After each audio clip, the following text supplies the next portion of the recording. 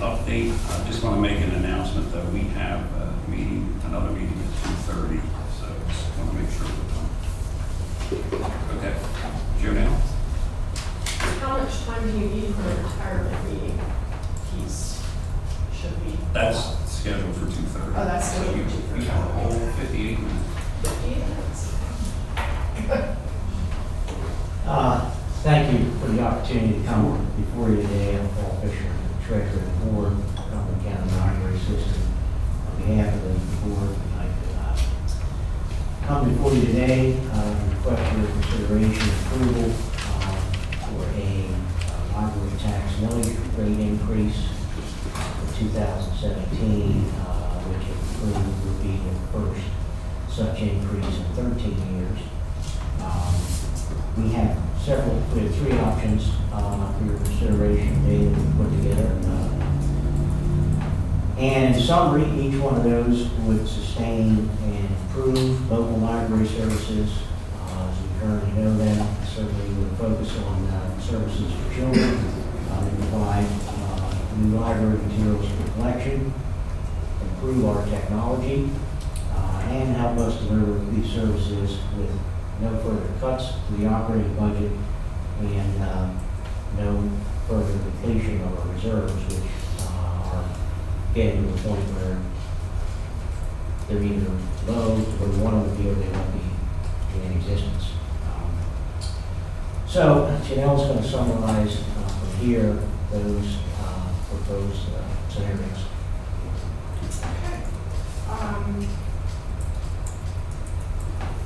First of all, one of the things that we wanted to stress in making this request is that the Library System Board has worked hard to keep its commitments to the county commissioners. And if one of these tax increase proposals is accepted, we would continue to keep our commitments to the commissioners and be good stewards of the public's trust. To demonstrate this, I'd like to briefly review the two most important commitments that we've had with the commissioners in the last 13 years. As a condition of the last tax increase, the library system and county commissioners reached an agreement on how to use state funds that might exceed the funding levels of the previous year. You'll find that agreement, the Strategic Fund Development Agreement, as handout number 1 in your packet. While this agreement was never formally signed by either party, it was an agreement that was reached, and we have followed it to the letter right through to the present year. The agreement resulted in the establishment of a 90-day contingency fund and a strategic development fund. It also capped any budget increases that the library system wanted to have or make at modest levels for the last 13 years. And as agreed, funds in the Strategic Development Fund were only used by approval of both the Library System Board and the County Commissioners. The second agreement that we've had with you is more recent. That was just signed, this one, back in 2016. 2015, last year. That year there was wrong. It was actually 2015. And that's handout number 2 in your folder. The Memorandum of Understanding established a partnership between our two organizations. Among other things, that agreement identified our core service priorities that would meet county needs, and asked the library system to work in partnership with the county commissioners and with local agencies, and also asked the library system to seek more local municipal support. We've also followed that agreement very carefully. We worked with Larry from the Library System Board, and I worked with Larry and you to establish our annual goals each year as part of that. The next couple of slides are just going to give you a couple of highlights of some of the achievements that we've had in following that particular memorandum of understanding. The first thing is the fact that we're very proud of the work that we do in the area of children's literacy, and making sure that kids are ready to enter school and be successful in our county. We've actually been recognized by the Pennsylvania Library Association and other organizations numerous times for our achievements in this area. Since the last tax increase went into place. The number of children's items that were borrowed have increased 7%. And the more remarkable increase is in the area of attendance at our classes and events. Since 2004, that has increased 37%. But what really makes us smile is the summer reading program, which happens each year. That's why we call it an annual summer reading program. And we broke attendance participation records, not attendance records, but participation records again this year, with 8,647 kids from across the county participating in the program. That's 42% more than in 2004. I think that this increase can be attributed to three things. I think parents are more aware than ever. There are all kinds of scientific studies out there now that tell us what librarians have known all along, and parents too, the importance of making sure that kids keep their hard-earned reading skills in operation over the summer months and that they don't slide back by the time they get back into school in September. I also think the increase is due to the fact that our children's librarians work very hard to make the program fun and educational at the same time for even the most reluctant reader. And they work very hard to reach children who are at risk for poor reading skills to visit the library and participate. But beyond the numbers, our outcome surveys really tell us two very important things. Parents say that the program has helped their child to read more easily and to enjoy reading more. Those are two very important things, and there's no doubt in my mind that the success of that program will have a direct effect on whether or not kids are graduating successfully from high school in the future.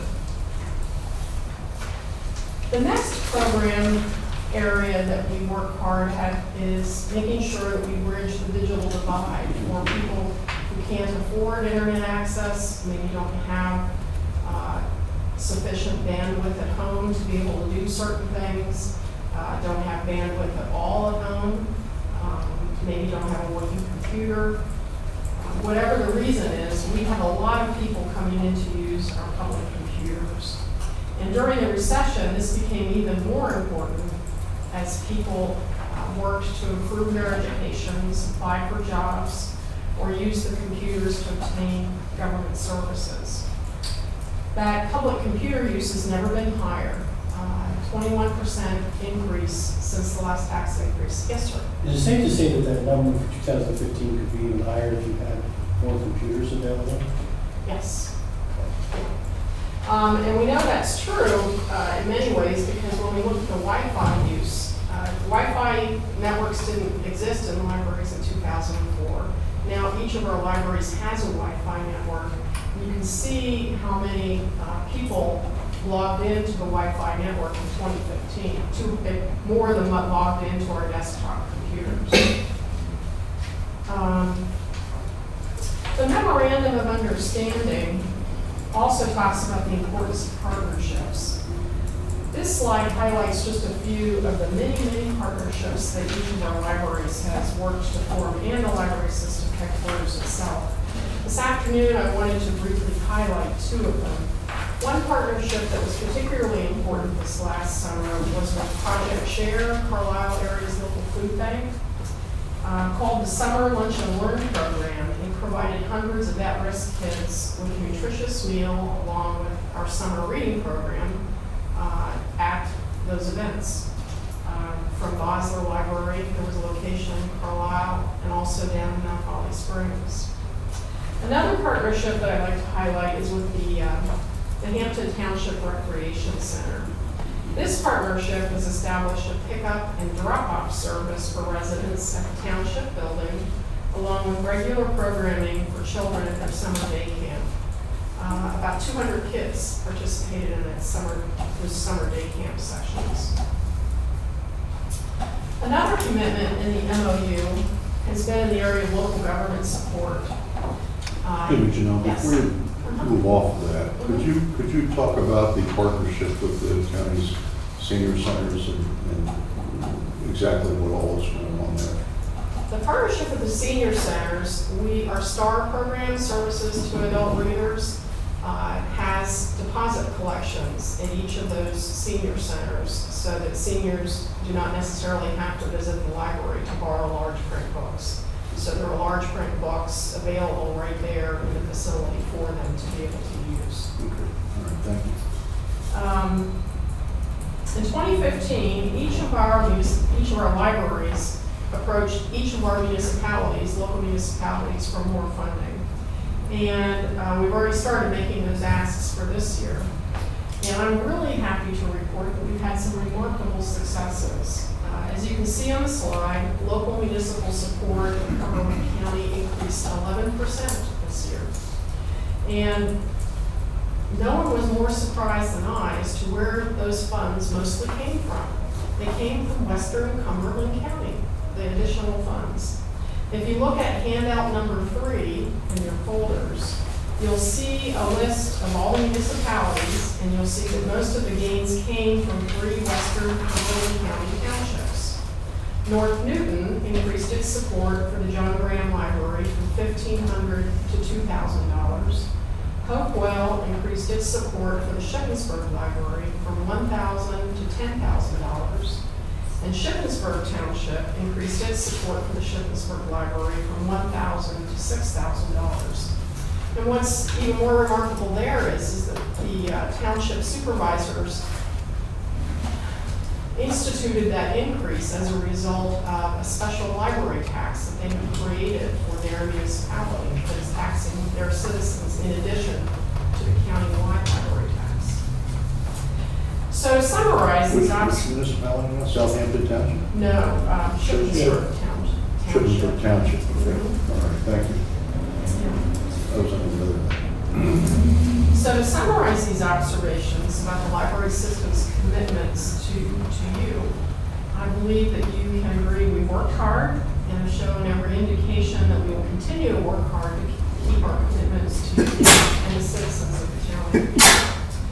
So why are we asking for support now, for increased support now? There are basically 4 reasons. Increased support, increased use of libraries, the need to support libraries services that are now considered essential but weren't even in existence 13 years ago, inflation, and problems with making more withdrawals from our financial reserves. If you take a look at this slide, it lists some of the service increases that we've experienced during that period from the last tax increase. The number of materials borrowed has increased to 7%.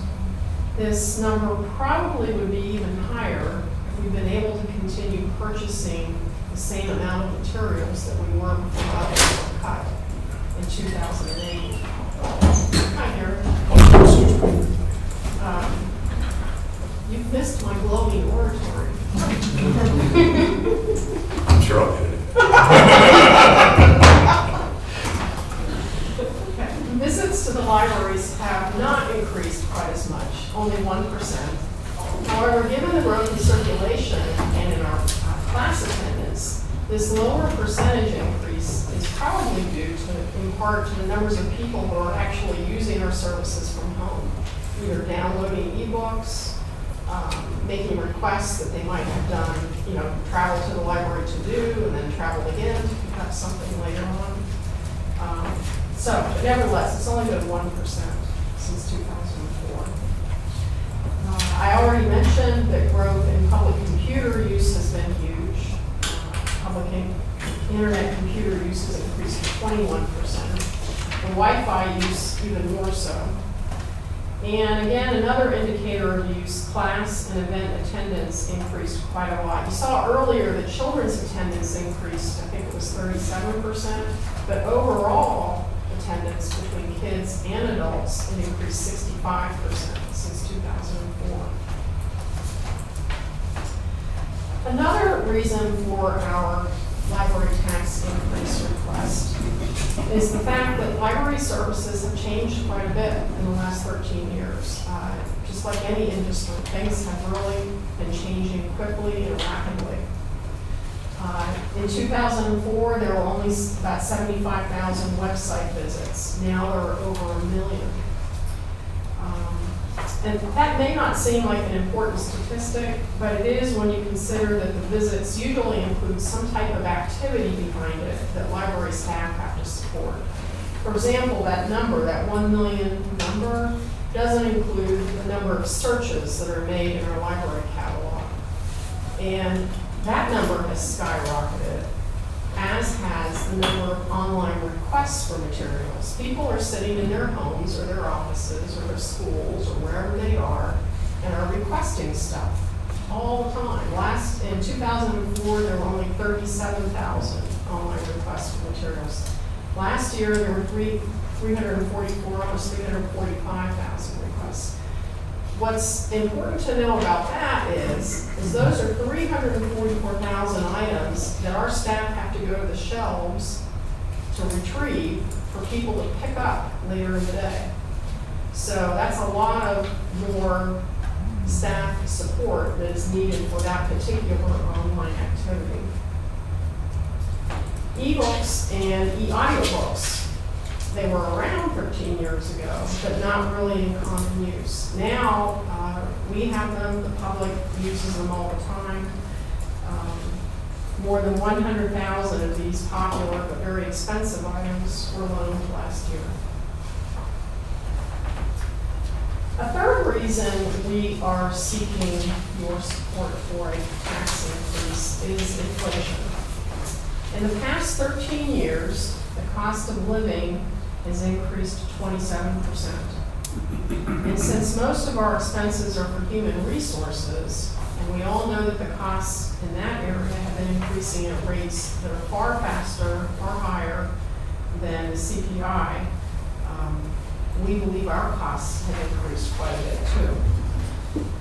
As a point of comparison, the county's tax millage was increased 29% since 2004.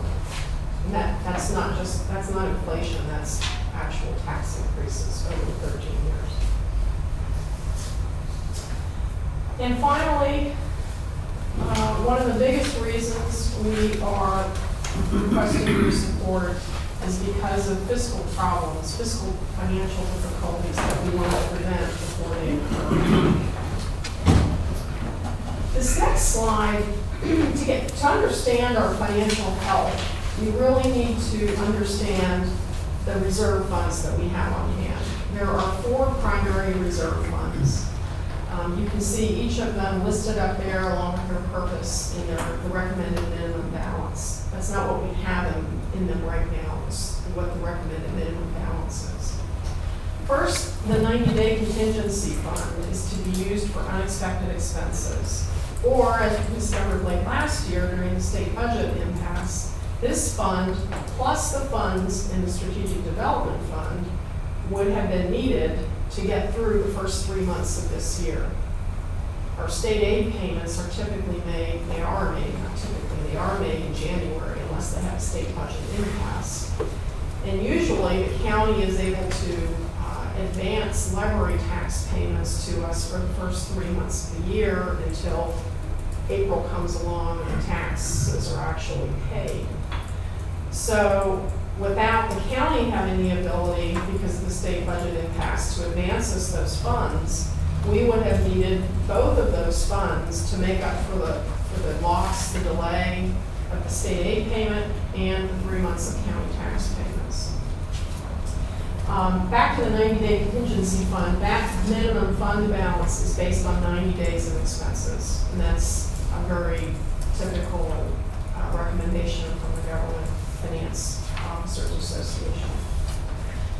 The second fund, the Strategic Development Fund, was originally designated for the 3 purposes that you see listed above.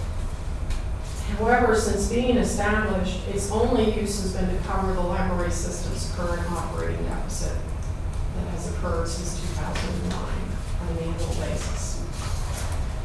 The Strategic Development Fund's minimum balance is currently based on 3 months of budgeted county library tax payments.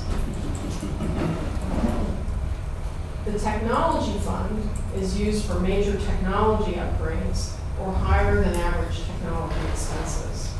We expect to use these funds in 2021 when the library system's current integrated library system software contract is, when it ends. That contract is valued at about close to $500,000, $492,000.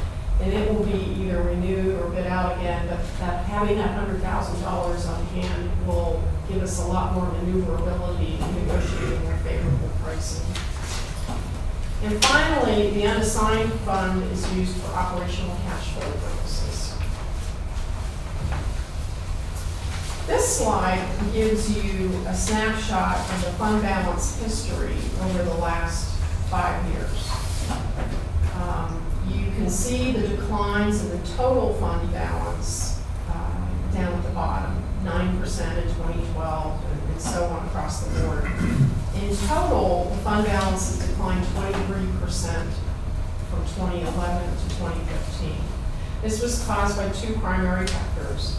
The Strategic Development Fund was tapped to meet operating budget expenses, and the Technology Fund was tapped to provide support for higher than average technology expenses. The next slide takes a look at what our financial projections would be over the next 4 years if the tax increase is not approved. And the supporting detail for this slide, the detail of the budget, what our income would be, revenue, where it all goes, is on handout number 4 in your packet. Without a tax increase, our fund balance projections show that by 2018, the total fund balance has a deficit of $201,182.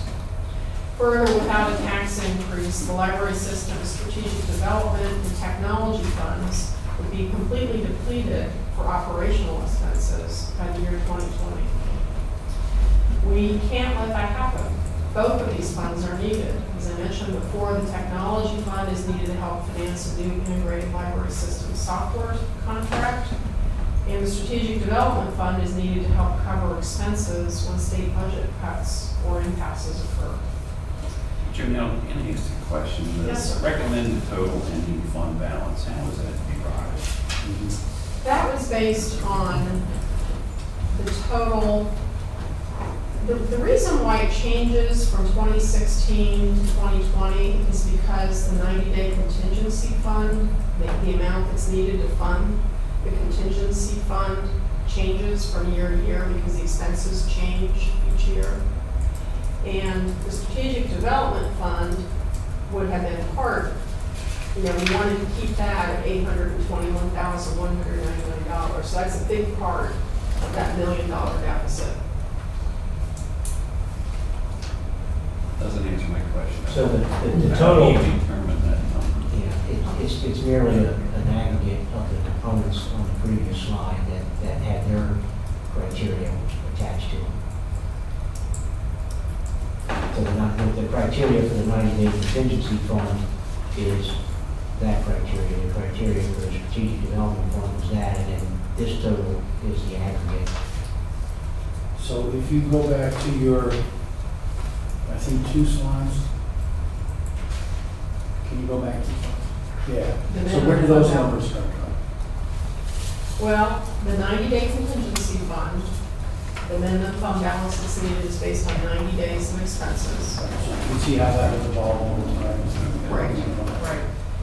The strategic development fund is based on 3 months of library tax payments for the first 3 months of the year, which currently are about $821,000. They probably would increase a little bit over the next 4 years, but we'd like to be able to maintain at least $821,000 in that fund. And the technology fund is based on wanting to have at least $100,000 in that fund when we go to negotiate a new contract. We may put that money down on a new contract. We may move to an entirely different software platform. We don't know what 2020 will bring yet. But we know that we had about $200,000 some in that fund the last time we negotiated a software contract, and we needed about $100,000, up to 200, previously $200,000 technology fund to negotiate that contract. Is that making any more sense? You said the amount for strategic development is based on 3 months worth of revenue, 3 months of library tax payments. which would be 3 months of revenue. What's not our total revenue? I know, but it's, Right. The most important revenue. so, why does that number continue to, on 20, maybe I'm jumping ahead, I'm on page 8. Oh no, I was on the page, let's go back to the page you're on. Friday. All right, why does that number, strategic development, I see what it is for 2016 and 2017. Why does it go Why does it down? drop? It should go up if you're basing it on 3 months worth of library tax from the county. It's because we have to use it to fund the deficit in our budget. If you take a look at handout number 4, Well, it's, the slide that had the captions in it is the desired level. This slide is the projected level under the status quo, and it sees that we're not meeting the desired level. That's the demonstration. So the answer, why is it not staying at 821? Well, the answer is because we need it for current year shortfalls. Okay. So she's putting this up there to demonstrate that, That answers my question. Thanks. So that's the drawback. that's right, true. that's the drawback. Right, so technically, you could do, it doesn't change the fundamental problem. But you could, this unassigned balance, you're also drawing that down. Mhm. And conceivably, you could draw it down further to prop up the other stuff, but your net numbers are still. Yes. Right. Be that same trend. Yeah, you can rearrange the chess pieces, but it's still the same chess.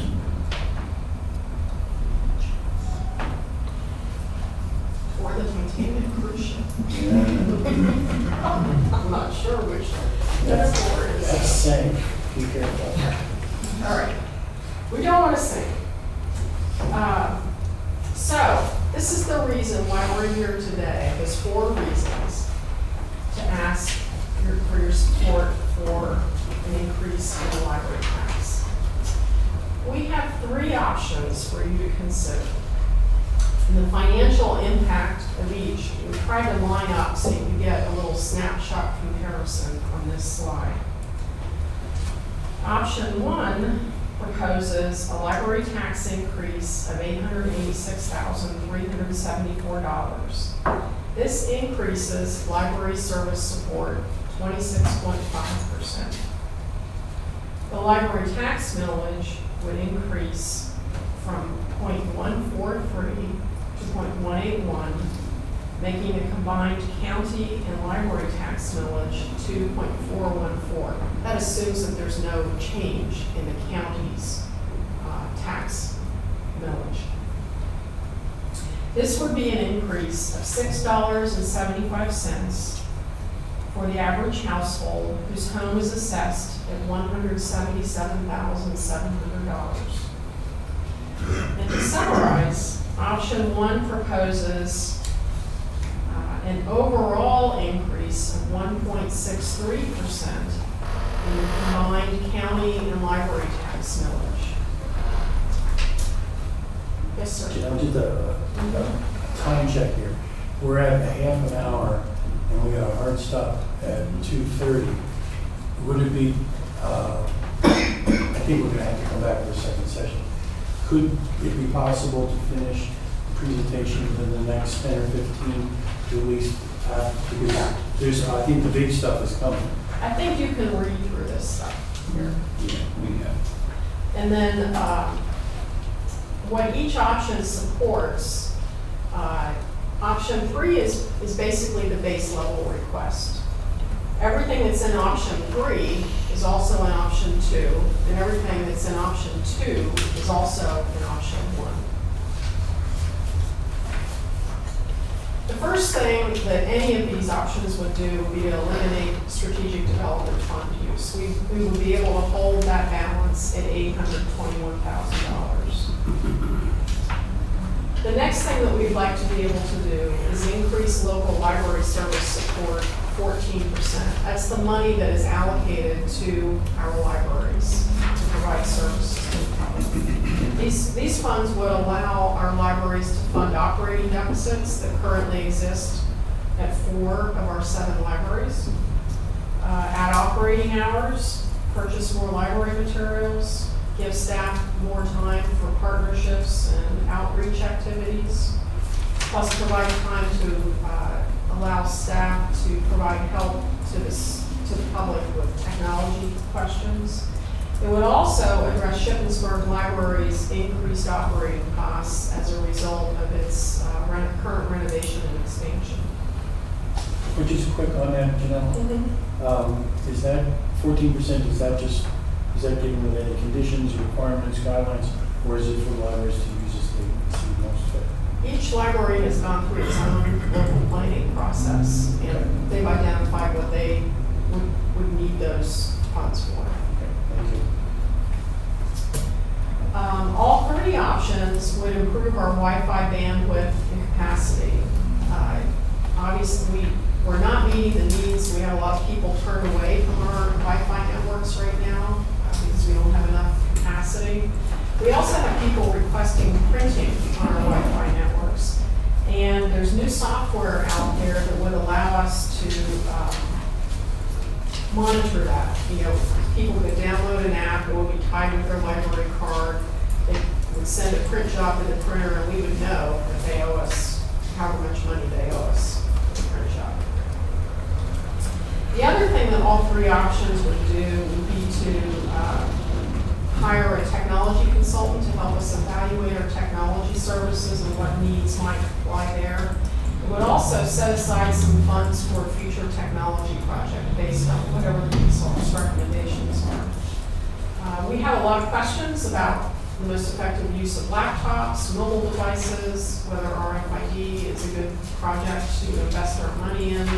Should we be using more laptops, fewer desktops? We don't know the answer to a lot of these things. Now, with this slide, we begin to split off from what this would only be achieved in option 1 and 2. We would like very much to be able to hire a fundraising coordinator, development coordinator. We know that this would help us use the software that we purchased this year more effectively, that we share county-wide. We know that it would help the 5 libraries who do not have any kind of development expertise on staff. Currently, only 2 libraries have that. It's just not really feasible for a small library to hire a development person. We think we can share that expertise across all the libraries. So does that mean that the development role, for instance, Boston has the role? So is that? They have a part-time person now. Frederickson has a development staff person. They would continue. Okay, so if I can put it this way, the rich libraries can still get to have their own. As long as they can afford it. Okay, so That's the beauty of bringing in private dollars. Okay, you're looking to provide a base level, an individual who provided on a shared services basis for everybody.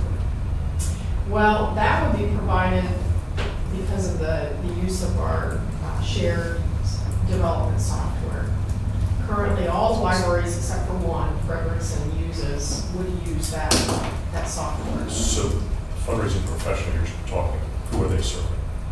They are serving all the libraries Is it the system? directly, except for Bosler and Okay. Frederickson. Okay. And they are in the sense that they would be supporting them in the use of the software. But they would service them individually, not on a collective basis and then. Individually. Mhm. Okay, so. Yeah, there might be some group, like maybe they all decide they want to do annual appeals every fall, so you would block out your time that way. But it would be on an individual basis. So the fundraising coordinator would not be system-wide, it would, this individual would serve to raise funds for each one of the libraries that don't currently have a fundraiser. Correct. But And they're not raising funds as much as they are providing expertise and guidance in coordinating activities. It's still a responsibility of local library boards to establish those relationships, you know, to make the ask. It's not a system-wide coordinator's responsibility to go to you, Jim Herzler, and say, give me $50,000. So even though this is quote not system-wide, would there be any effort to ensure that, God forbid, that you ever, your libraries would ever step on each other's toes and compete for the same money? What's your question? My question is, although they've been working with the individual libraries, would there be an effort to sort of come up with something that makes most sense, is most effective? Yeah. On a systemic We're basis? trying to do that now, but we just don't have the staff time to devote to it. I guess it comes down to the definition of coordinator.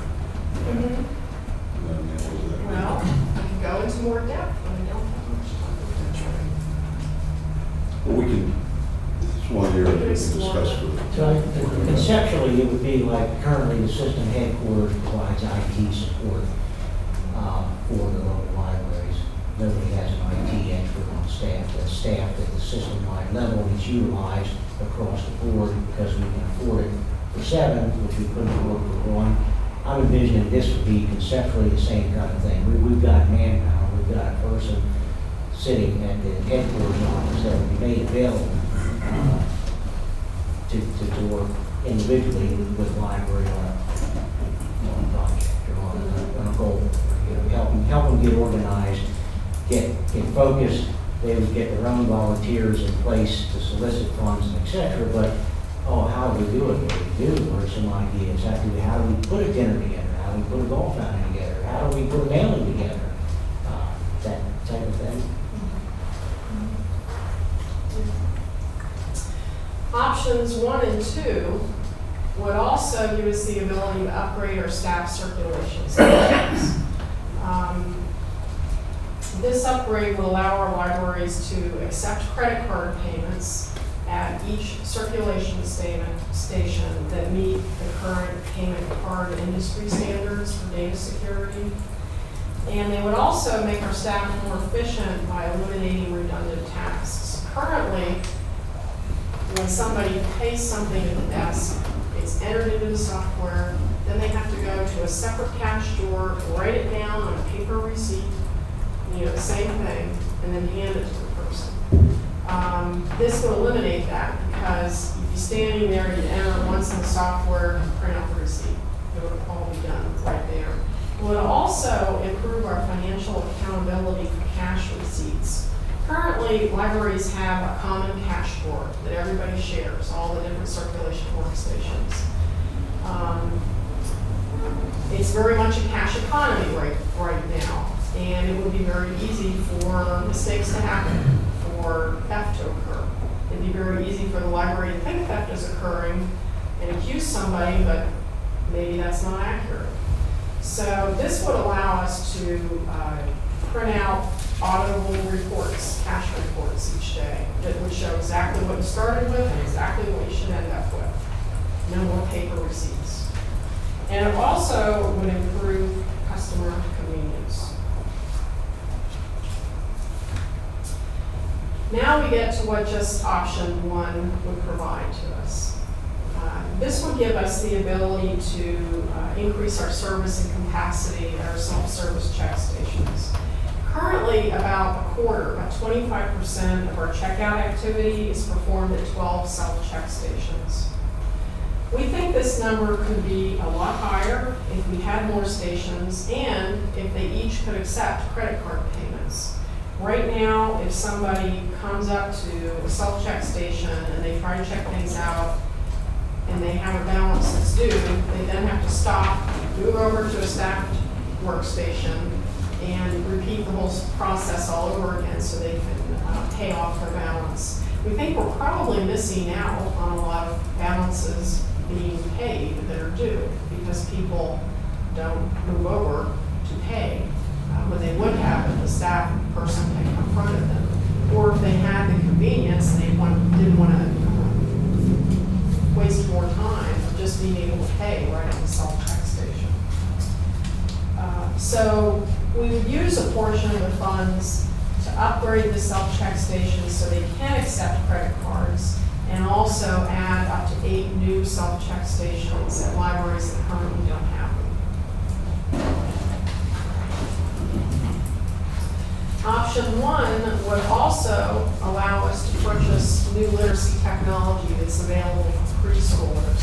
I have before me a pretty cool looking keyboard that is part of the literacy workstations that Bosler and Frederickson libraries have been piloting. These workstations are loaded with about 70 or more educational games, software, ebooks that little kids can use, and it's kid-friendly. They can use it on their own or help a parent. And we'd like to be able to add that technology to not just Bosler and Frederickson, but to make it available at all the libraries across the county so that preschoolers could use it. We think it would help prepare kids even more for school. They also now have, in addition to desktops, they have tablets that you can use. So for some of our smaller libraries that maybe don't have the space for a desktop computer, they can get a tablet instead, loaded with that same software. And option 1 would also give us the ability to send notices to customers by text message. You probably may be surprised, I don't know, how many notices we send out a year, close to 500,000. You see the types of notices listed there. Right now we do this mostly by email, we do some by mail, but now younger families are requesting text messages. They don't want emails, they don't do email, they don't do mail, they do text. I don't want to have a notice. That's just not my idea of fun. But they want it. So to keep up with that, to make it quick and convenient for users, to continue to keep our labor costs down, to continue to keep our postage costs down, we want to be able to add text messaging to our tools that we can use to send notices. So the next 3 slides. I was just laughing, Janelle, because Yes. I'm still kicking and screaming into the 21st century. Oh, okay. So you don't do text. Okay, bear with me. I notice that when it gets there. We still call it. My kids text all the time. Well, the good news is you're finally comfortable with the 20th century. We'll continue to send your notices by mail. I did get rid of my electric typewriter. Good for you. Just remember, After I got rid of my manual typewriter. in the future, it's going to be, when your kids grow up, it's not going to be, you never call, it's going to be, you never text. So you can see the financial impact of option 1. So that if we do the things that we've outlined for option 1, by the year 2020, we will still have a surplus of $4,526 in our total reserve, in our total fund balance. The surplus is measured against projected versus recommended. Correct.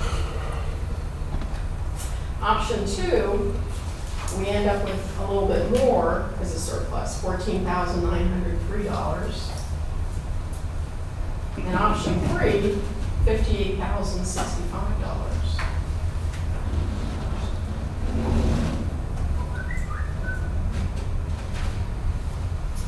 So handout number 8 summarizes all of this stuff. It also summarizes where those dollars are going. Like if so much comes in, what are the expenses for each of those ticket items? One of the kind of confusing things to keep in mind about this whole thing is the first thing that we have to do is fund our deficit. So a lot of the tax increase goes for funding the deficit, for covering those costs.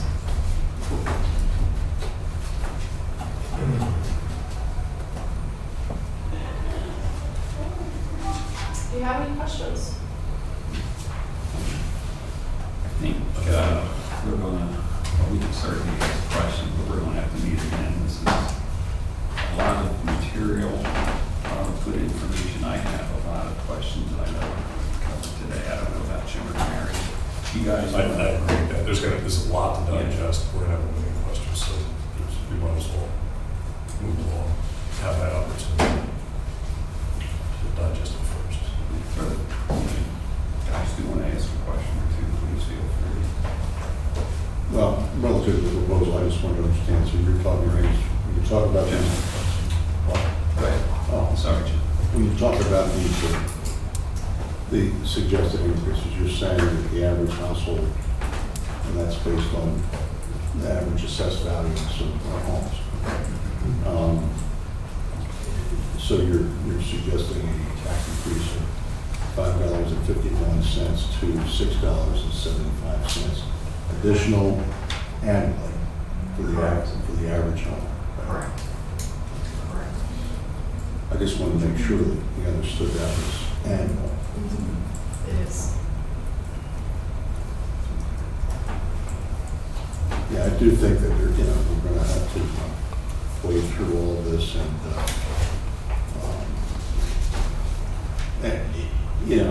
I think the other thing that we need to point out again is, and I brought it up before when we had all these discussions, but one of the reasons we're in this situation is because the state essentially has reduced its funding, and if I read correctly here, you're suggesting that as a result of state funding reductions, that we've lost $5 million, our county library system lost $5 million just since 2008 as a result of those cuts.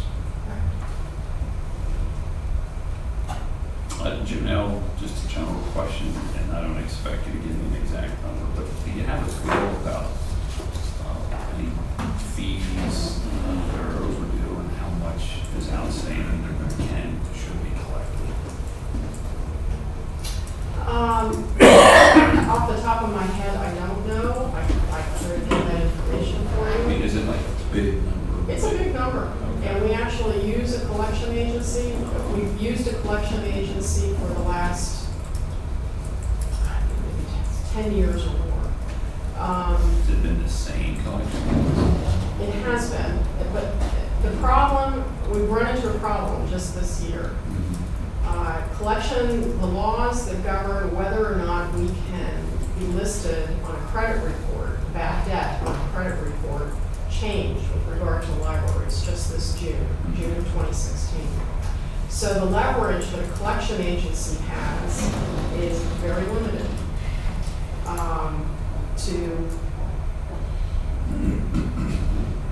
The only thing we can really do is prosecute somebody at this point.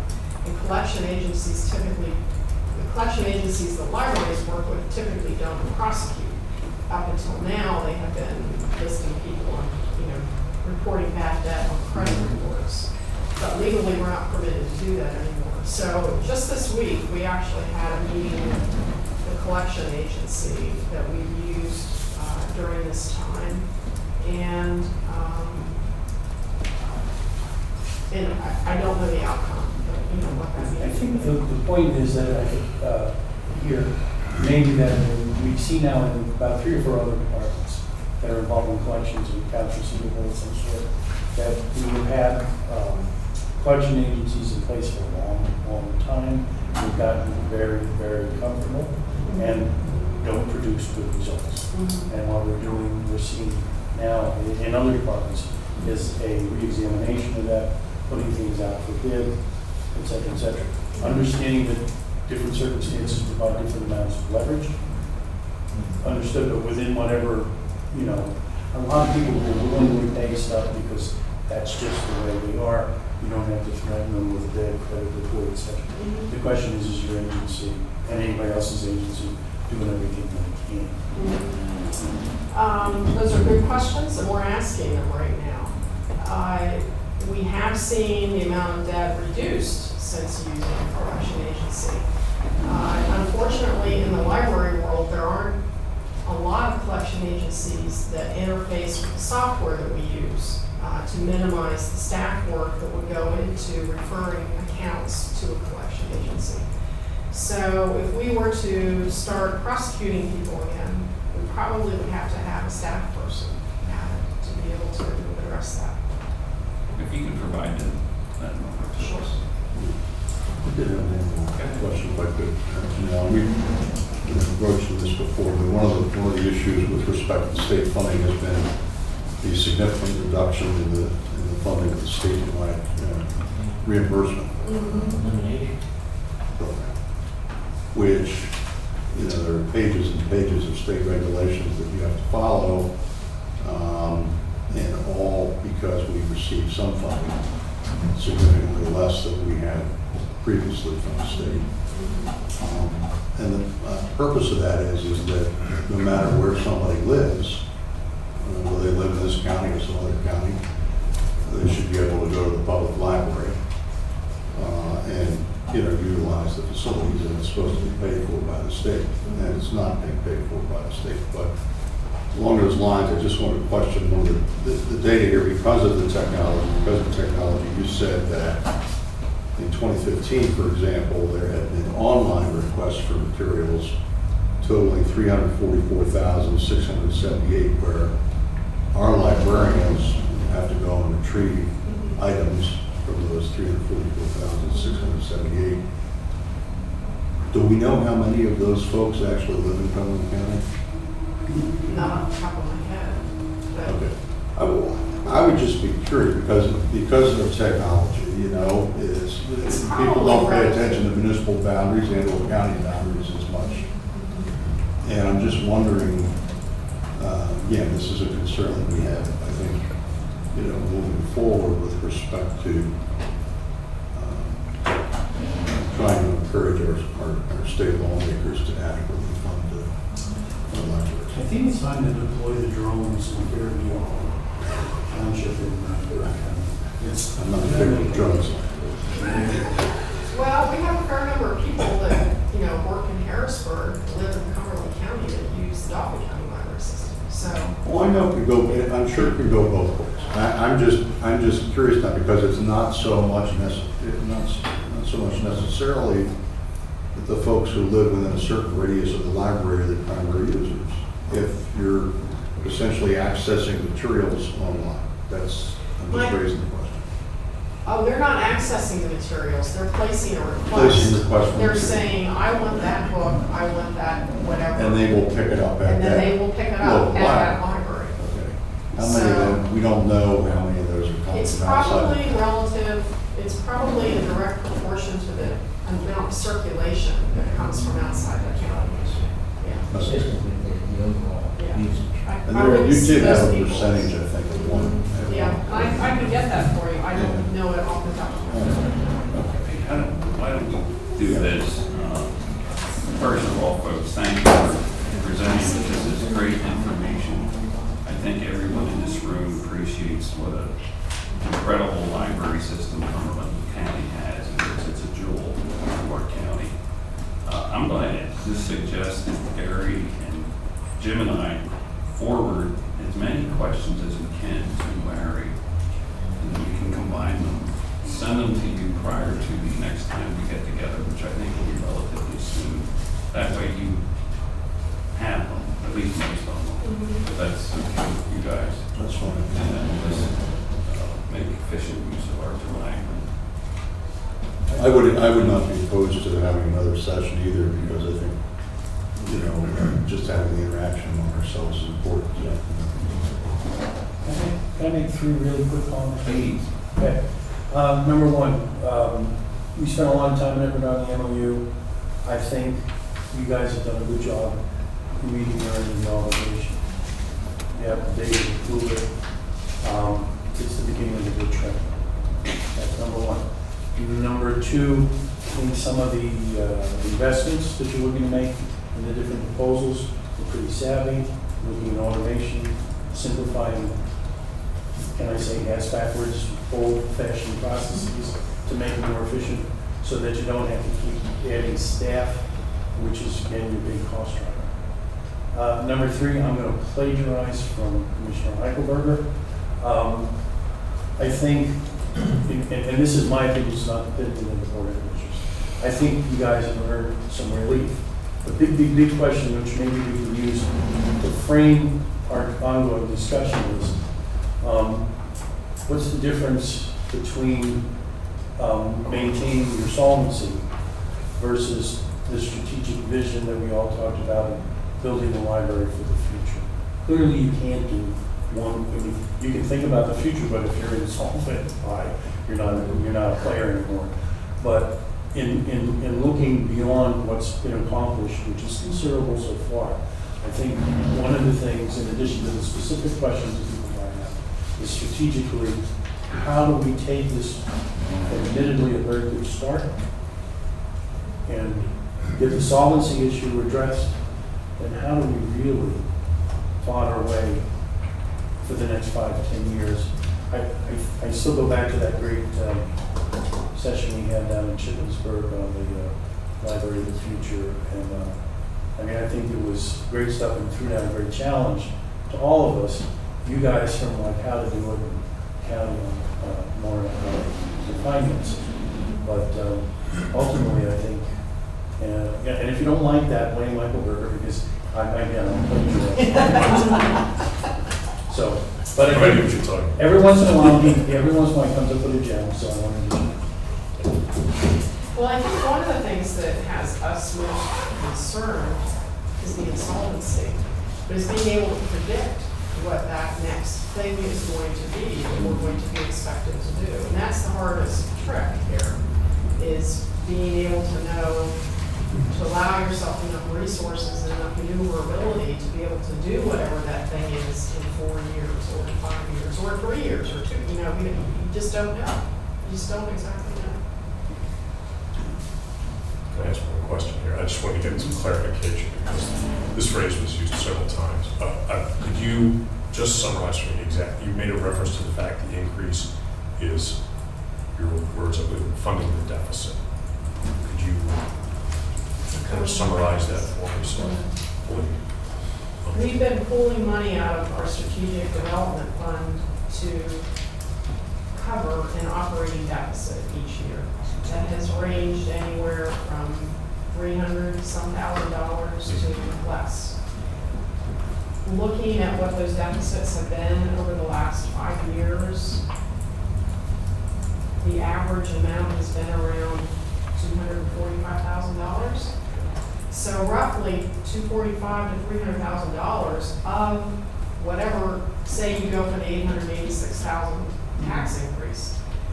About $300,000 of that is going to backfill money that, you know, we've been trying to use to just fund current operations. So that's the piece to continue current services.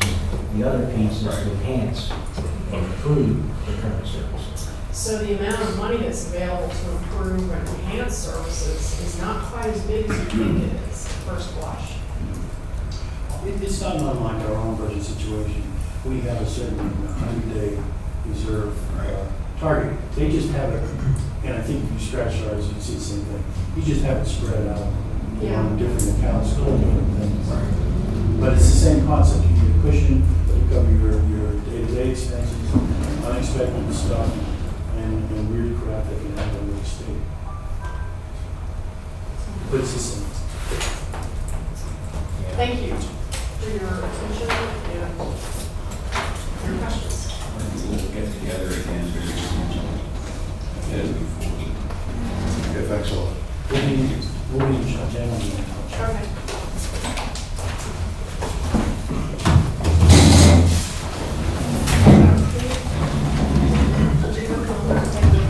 This pack is the same as well. Yeah. There's nothing changed there. Nothing changed. Okay.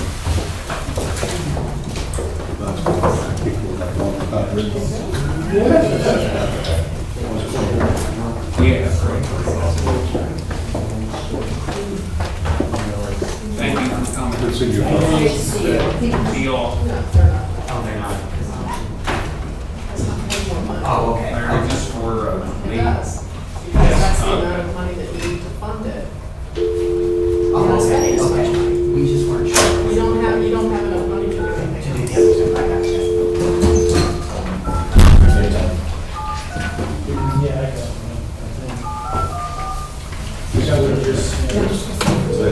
Hello, and welcome to Unlimited Conferencing.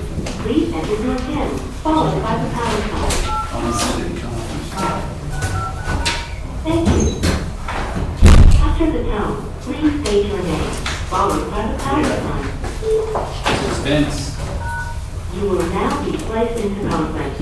For a menu of available commands, press *0 at any time during the conference. There are Let's just forget in the conference. The conference will be allowed to continue after you disconnect. Has joined the conference. If not, I can get back to my desk. No, what is that? J-O-N-E-L-L-D-A. Lee, are you there? Is anybody there? Has joined the conference. This is John, I'm here. John Curtis. Has joined the conference. Oh, good, I thought you were asking him. No, I wasn't out of town, I just had appointments. Lee, are you here? Lee, are you on the call? Yes, I'm on. Okay. Who else are we expecting? Al's, isn't Al or someone from the controls office supposed to be? Al's on. Oh, hey Al. Yeah. And that's it. Okay, I guess we're ready to go. And Keith is not attending. That is correct. Okay, Lee, I think the purpose of the get-together here today is to, I believe, determine what account managers we want, I guess, you to bring with you on September 15th. Yep. Okay. So, Would you like me to just do a quick review of the bulk that we sent? that would be good, thank you. And obviously feel free to jump in. I know it's not the easiest when we do it on the teleconference, but feel free to jump in at any time. Well, no, I think it's good that we're doing this, thank you. Okay. I do have, firstly, introduce you to Sean Yeager, who's one of our manager research guys, and he's actually the person that put all this together. So, hello, Sean. Hello, everyone. Hello. Hello. Okay, so just a quick reminder again, purpose-wise, why we were looking at this.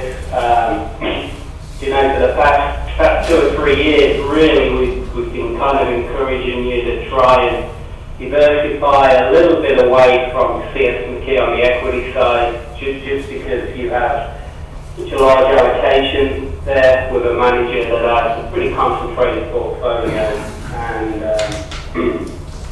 so when we originally did this a couple of years ago, it was really at a point of, you know, maybe take some more exposure away and diversify into these areas. And we looked at the low volatility area because we found that your portfolio was actually more volatile than you really anticipated and captured more of the downside. So, as what's occurred over the past couple of years with McKee's performance, now you're at the point of maybe, okay, yeah, you may still consider taking some assets away, but at this point, you know, you may even consider taking all the equity away.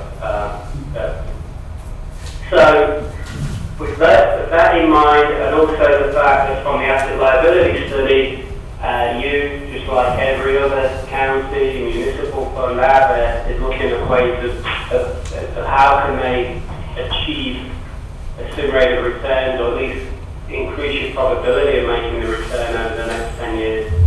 And as we've shown you in the last couple of meetings, the international space has far better outlook to it, just because they've only started their stimulus programs.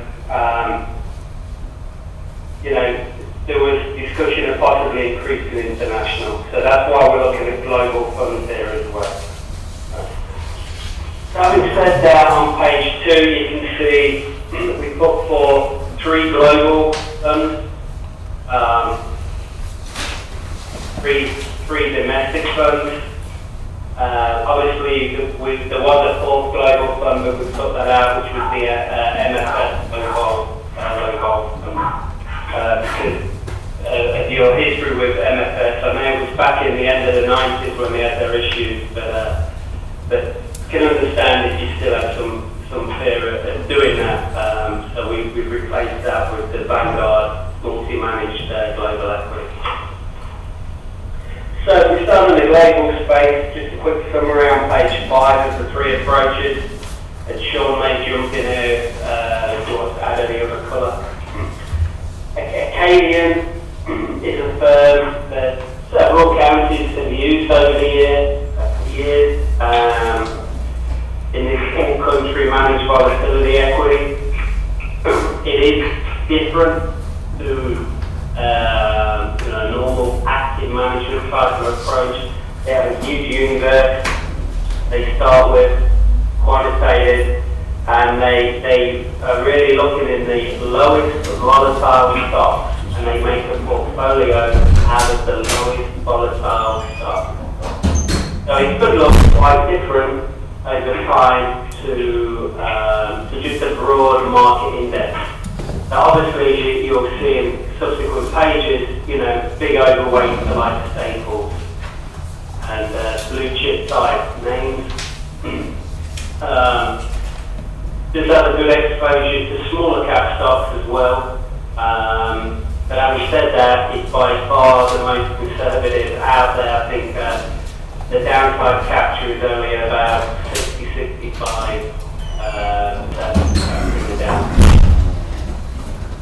Dodging Cox really isn't a low vol strategy, but the reason we put these guys in is if you go with a low vol strategy, let's say in the domestic space, then these may be a real good fit for you then in the global space. It is a value approach, and they purchase from the value companies, quite diversified. It's different to Acadian in as much as it's a bottom-up approach. Dodging Cox have been managing money for years and years, and every 3-year rolling period they've outperformed their index. But there will be occasional periods when they could lag because it is a low turnover. They are buying stocks that have been attractive valuation, so it may take a few quarters before you get paid back from that kind of thing. But every 3-year rolling period, as I say, they've added some good value. But because of that occasional out of favor, the volatility is not going to be as low as some of these low vol approaches. Okay? And Vanguard, that is, although it's a Vanguard fund, it's not managed by Vanguard. It's actually a multi-manager approach. 3 big global equity companies each have a third of that fund. Benefit of that is you manage to get into three good firms, very diversified type fund. The 3 managers are Acadian, funnily enough, Belly Gifford and Marathon. They all manage slightly different. There is a bit more detail further back on that. It's going to look more like the majority of people in the global space. It is going to be more closely mirroring kind of like benchmark type stuff. 1, because they're broadly diversified, and 2, because they're not really taking this like low vol approach. But it is definitely lower volatility. These are high quality firms that they buy, and Acadian is applying that low vol kind of approach to it as well. So that's the summary of them. Page 6, just some things to note from here. I know the strategy says of Acadian is 2011. It's been 2011 for this product, but they've actually been managing low vol products for longer than that, actually since 2006. They had a developed world, but the all country world has only been going since 2011. And as you can see at the bottom there, they all, against the ACWI World Index, is their benchmark. That means they will have some emerging in there as well, which is kind of what you want, really. And as you can see, they're all well diversified. Vanguard, very well, there's 500 names, 380 at Acadian and 80 at Dodging Cox. So that's kind of an overview. If you jump to page 10, you can see some of the holdings. And what you see here straight away is no significant kind of overweight to specific individual names, not overweight, but high allocation, specific names that you would find like in your concentrated portfolios. For instance, because of CS McKay has most of your equities, if you look at your equity composite, your equities are really driven by the top 5 or 6 names in CS McKay's portfolio, and that's like Wells Fargo and another big bank like JP Morgan, and so he's kind of going, where financials are going, and that really drags your portfolio high volatility because of that. What we see in the most other pension funds that are more diversified is when you look at the equity composite of all the names that you have, the highest one is normally something like Microsoft or Apple, but it's at about 1.2%. So you've not got that single security risk that you would normally have in a concentrated manager. So having said, looking at Acadian, you can see these names are basic, boring, staples, they're not going to go anywhere kind of names. When the markets are flying, they're going to lag. But when the market's going, Pepsi's on here too. so- Lee, this is Vince, and I'm of the people here at the meeting. I'm on the phone. I'm probably least informed about investments, though I think I know a little bit. Are you saying that our current piece with McKee is too concentrated in certain areas? yeah, what you've got, when we get on to the domestic, Okay. We'll wait till then. Yeah. So they have, 3 names over 4%.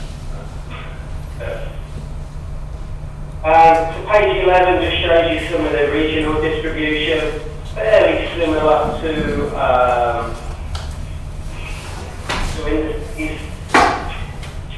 They're all a little under the weight of the US at the moment, but we would expect that again because of where valuations are. We've been discussing this year in the meeting. You get over to sectors, you can see here, if you look in the middle, you can see a big outliers here. Acadian, the silver one, big overweight, staples, telecom utilities, the big defensive type areas. And then they're obviously underweight more the financials, consumer discretionary, which is more your growth, cyclical stocks, industrials, and technology. So really underweight the growthier, higher beta names, so as you would expect. Dodging costs are an overweight to financials, slightly. So when we come to discuss at the end when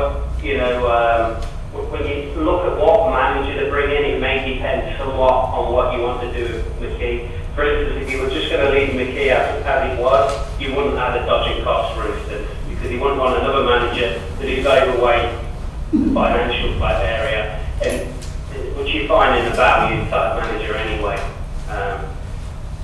Dave, if I could just ask you, we're talking about global now, right? Yeah, this is global, yeah. Right now we have the American Farm Bureau perspective. If any reason we wouldn't consider it just adding more to them? Well, you have a lot to it already, Al. You already have over a double figures to it, percentage-wise. Maybe 18 million or now. Okay, I'm just curious.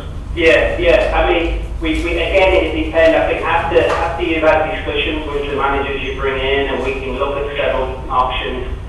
Like I said, you may want to consider, like we have a lot of counties, we say, okay, we want our maximum allocation to an individual manager to be 10% or 11%. So we're not taking on as much manager risk.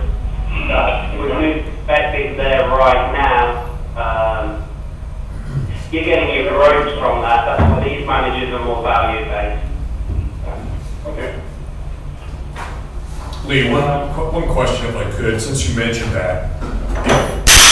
Do we have I should know this, but do we have a fixed percentage that any individual manager can have of the portfolio? We do not. We do not. Understood. But let's say hypothetically that if there was a 10%,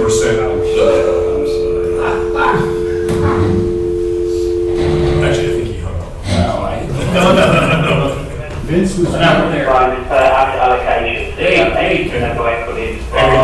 We lost you here. Lee, I'm sorry, I accidentally hit a bad button. We lost you for about 10 seconds. I hate to ask you to start over your response, but can you please? I'm sorry. That was wonderful then.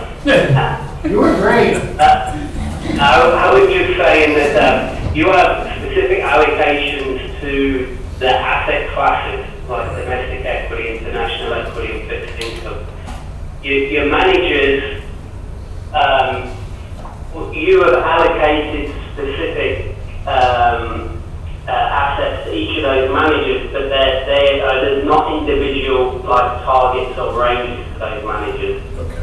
Just where I was going with that, and I don't want to take us too far afield, but if hypothetically you would say, the example you used, if you had a 10% limit on how much a manager could have in the entire portfolio, that would mean you'd have to have 10 different managers to fill out the portfolio. Oh, sorry, I meant on the equities. Gary, on the equities. Okay, well, same concept, because where I'm going with that is, how many managers do we need to ensure we have adequate diversification among those asset classes? And the reason I ask is because obviously the more managers we add, it adds complexity and potentially adds cost. It could potentially add cost if they were all separate account managers. These are funds, so whether you allocate 1% or 50% is the same as cost. But the fees will be the same. The fees will be the same, yes. Okay. I mean, it's going to look a little more complex. Well, the underlying management fees. Gary, if I can answer your first question there. Yeah. We have a target of 46% for domestic equities, Yeah. 10% for global, 9% for international, and 35% for fixed income. Those are our targets, okay? That's the only way we have the target set up right now, Okay. just to answer your original question. All right.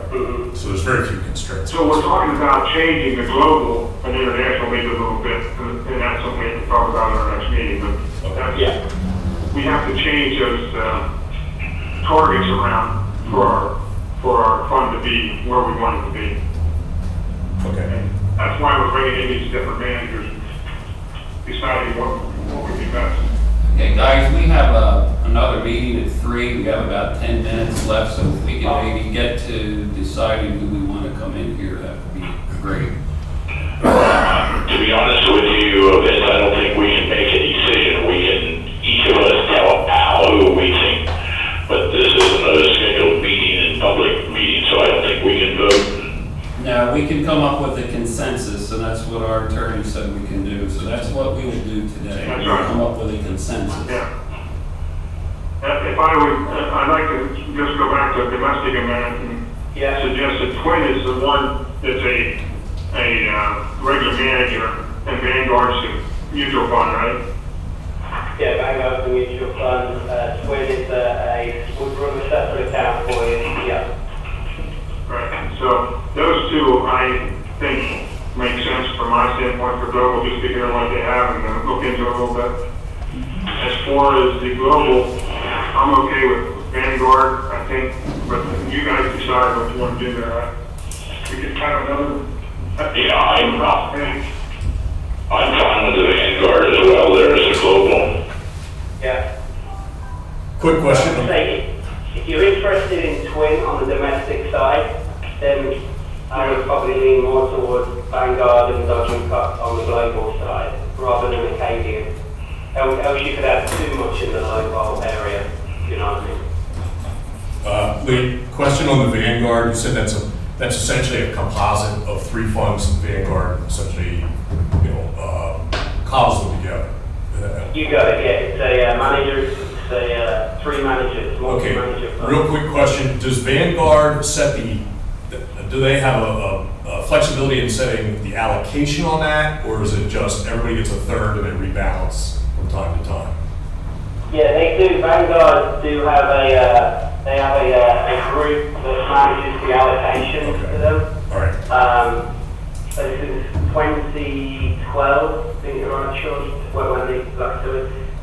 decided that they were going to give a third each. Now, going back in history, Acadian had more. So they could change going forward the allocations to each if they feel Okay. either capacity or issues with a firm or performance, or if one firm's particular process looks more favourable in the current market environment, then they do have the potential to change that allocation, yeah. Okay. Hey, Al, this is Vince. I just want to clarify here for global, you are okay with Vanguard, and you're also okay with them for domestic? Yes, but on the recommendation of Lee, maybe we would consider Dodge and Cox. Well, we could get both of them to come in, I would assume. Well, Is Vanguard, two different Vanguards, Lee? yeah, well, Yeah, there's two different ones out. but I think we'll get one Vanguard guy come and talk about both of them, so we can get two. That's what I was, Okay. that's what I was concerned about. Yeah, I was going to also going to request for the global that we bring in Dodge and Cox, but I want to hear too from Gary and Jim. That's fine. Okay. I don't have an objection. I like the downside protection Acadian's strategy has, but I'm fine. They're very good providers, all of them. Okay. And Lee said twin as well. Twin, okay. Domestic, right? Yeah, Gary, I'm with you. I like Acadian with the downside, but if we bring in Twin there, since they have a low vol product, that would satisfy me. At least we have some protection there. Yeah, I agree, Jim, yeah. Okay, so what You want I, again, it's the fit. You don't want every manager doing the same type of thing. Right. You need managers doing different things, you know. And that's how you smooth out your volatility and your return patterns over time. Lee, the one question I think that came up in some of the written questions back and forth was the degree of indexing versus active management, since the CSP is an active management Yeah. holding. And could you kind of summarize? I'm not sure I quite followed your response on that. So, what's your Okay. feeling on that? Well, you see, that little graphic, I don't know whether it came through well on the email. You know, there's a little chart, bar chart, showing average returns. The average manager return compared to the benchmark, you know, did they underperform it or outperform over that market cycle? And what it's showing was that in the US, the average, it took every active investment manager in the US, it took the middle one, the medium one, they actually underperformed the index by quite a bit. And that was Because of the way, yeah, because it's been an efficient market here in the US now with technology as it is, and all this electronic trading, and you know, buys and sells are going on even without people. They're all set up on computers. When they hit numbers, they automatically trigger sells and buys. It's become very, very efficient within the US, particularly the large cap space. It's quite difficult to outperform the index, which is why you're seeing less and less active managers in the US large cap space nowadays. You're starting to see, Gary may have heard of the term smart beta approaches, Oh, yeah. which are just different ways of indexing, taking some factors, value, momentum, whatever. And I think that will be the future you're going to see in the US, some kind of smart beta approach to indexing of the US investment. Yeah, because I do have some concerns about you know, some potentially over-indexing if everything's market capitalization weighted. Yeah. Exactly. What we've done a lot of research on the past 12 months is smart beta. The firms are starting to come out with products there now, and you know, don't be surprised if we have you guys look at that over the next 12 months as well. So, but on the other hand, if interest rates go up, this market may change quite a bit, right?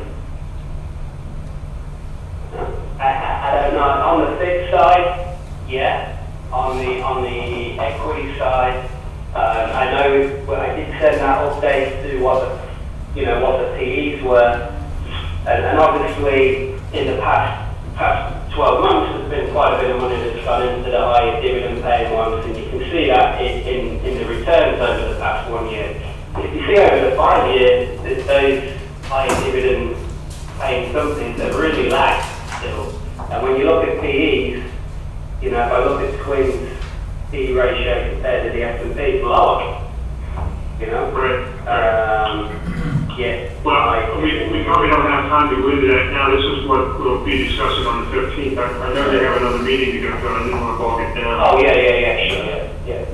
So guys, our consensus is, from what I'm hearing, we want to bring in Dodge and Cox, Vanguard, and Twin. Yeah, that's what I heard. What's that? That's fine. Lee, you're okay with those? Okay, we'll bring those in, we'll bring some information on them, and then we will, at the same time, we'll bring in some spreadsheets. I might even just bring in my computer with a spreadsheet up, so I don't know whether you have any way of me projecting that on the wall or screen. Yeah. We can kind of live feeding numbers of what would be a good allocation. Yeah, we can do that. Yeah, We can do okay. that. In that room. Yeah, that way we can come to consensus that day. We're not gonna let Vince operate the technology, though. Right. Well, don't turn it over to me. All right. The Hey, other thing I would like to do, if Lee, if you wouldn't mind giving us some more information, sort of updating our thoughts on the American Funds New Perspective. I know we have 10% with them, but I'd still like to have that in consideration. Yes, we would, absolutely, we will. What we'll do, we'll just add that into the global side by side. We'll take a KD. Yeah, that'd be great. We'll add the perspective. That would be great. All right, sounds good. okay, Lee, Al, and John, thanks for tuning in, and we'll be in touch. All right, sounds good. Okay, I'll have it to you here for a couple of days. All right, thank you. Next week. Nice later, everybody. You too. Yeah, usually. Bye. Thanks, John. Thank you. Yeah, thanks, Al. Lee Marston. Did you guys see this? That's from the CS&P. Yeah. That's, You gotta look at it either. He sent it this morning. yeah. Which are you looking at? The CS&P. one? Yeah, which page? 3, 2. Page 2 and 3. 2, 3. And we just got this afternoon here. Get rid of downward. Yeah.